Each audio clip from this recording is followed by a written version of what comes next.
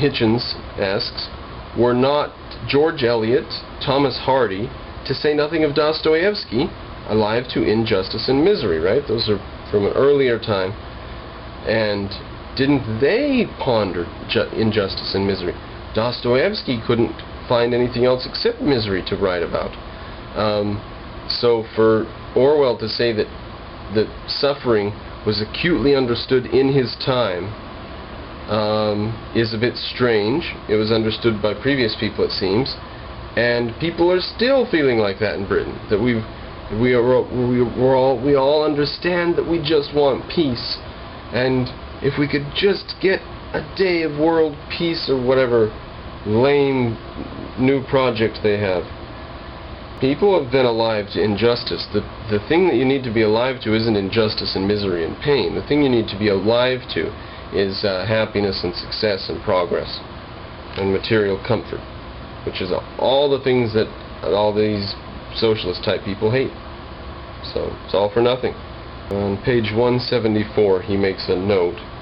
He says the squalor and deprivation in socialist systems or whatever, the squalor and deprivation take second and even third place to an oppressive sense of futility and even despair.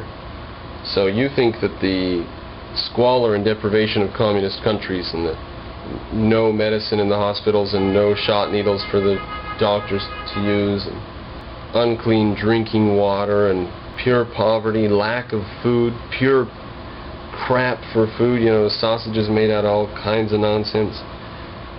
Forget it, says Orwell, or says Hitchens, talking about Orwell. Forget it. The most important thing in a socialist state, the most important thing when you're in that type of society is you feel despair, you feel hopeless. Everything is for nothing. Life is tragic. Now the next paragraph spoke to me a little bit, I have to say.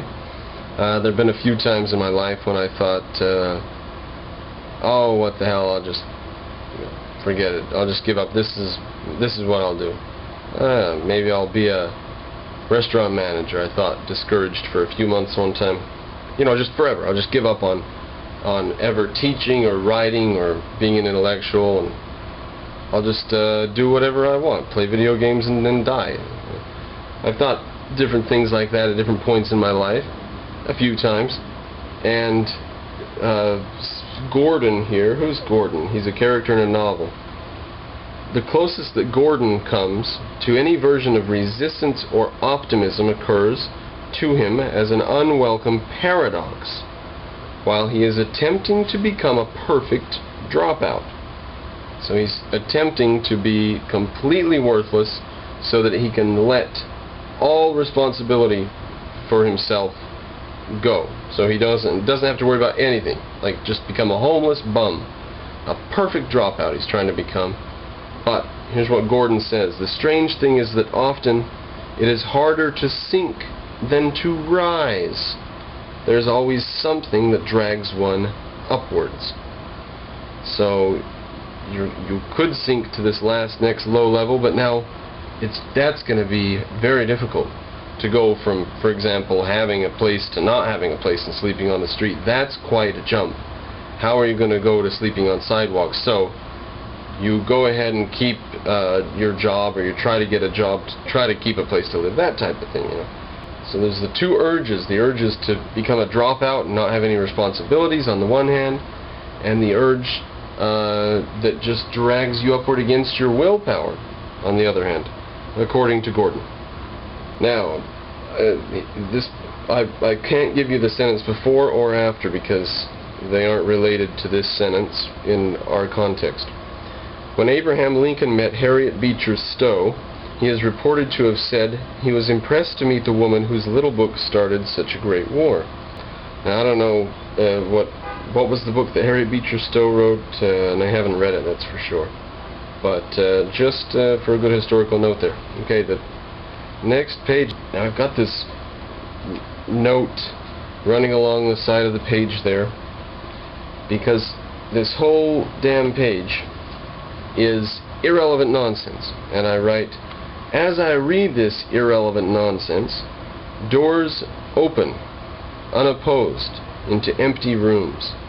Now, some of you may remember that something like that was said in The Fountainhead.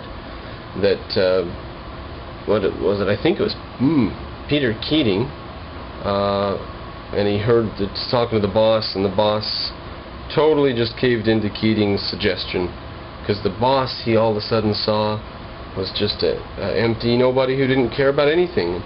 Keating saw his future advancing through unopened doors. Maybe that wasn't. Maybe it was Rourke. But whichever it was, that's what I see here. If people can get published writing nonsense like this, and given this book did not sell well, most of them ended up on the remainder table. But if that's all that it takes to be published, and I think Hitchens is probably a better writer than most. I don't know, but yeah, I read this area on page 178 and all the stuff he says in there. I see my future opening unopposed before me. It shan't be a problem to be a writer if a main cultural figure like Christopher Hitchens has got such posh. Is posh? I don't know what posh means. As is customary with Orwell, there are very few jokes, and they are extremely dry. Okay, on page 180, he's talking about Burmese days, and Hitchens says, driven to suicide by booze and by unpardonable and unbearable thoughts of Elizabeth's defloration by another man, Florey first shoots his dog in the head.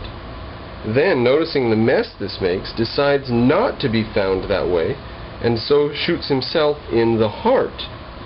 This instant of last-minute solipsism, thinking it's all about him, observing the practical etiquette of life while hurtling towards death, recalls the superbly observed irrelevance of the condemned Burmese convict's gesture in Orwell's essay, A Hanging.